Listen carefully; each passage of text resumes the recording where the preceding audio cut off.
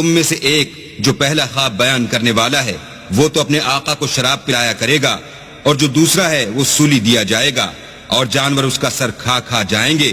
جو امر تم مجھ سے پوچھتے تھے وہ فیصل ہو چکا ہے۔ اور دونوں شخصوں میں سے جس کی نسبت یوسف نے خیال کیا کہ وہ رہائی پا جائے گا، اس سے کہا کہ اپنے آقا سے میرا ذکر بھی کرنا، لیکن شیطان نے ان کا اپنے آقا سے ذکر کرنا بھلا دیا، اور یوسف کئی برس جیل خانے ہی میں رہے۔ اور بادشاہ نے کہا کہ میں نے خواب دیکھا ہے، دیکھتا کیا ہوں کہ 7 موٹی گائیں ہیں جن کو 7 دبلی گائیں کھا رہی ہیں، اور 7 خوشے سبز ہیں اور 7 خشک۔ اے سردارو، اگر تم خوابوں کی تعبیر دے سکتے ہو تو مجھے میرے خواب کی تعبیر بتاؤ۔ انہوں نے کہا یہ تو پریشان سے خواب ہیں اور ہمیں ایسے خوابوں کی تعبیر نہیں آتی۔ اب وہ شخص جو دونوں قیدیوں میں سے رہائی پا گیا تھا اور جسے مدت کے بعد وہ بات یاد آ گئی، بول اٹھا کہ میں آپ کو اس کی تعبیر لا بتاتا ہوں، مجھے جیل خانے جانے کی اجازت دیجیے۔ میرے جیل خانے کے رفیقوں، تم میں سے ایک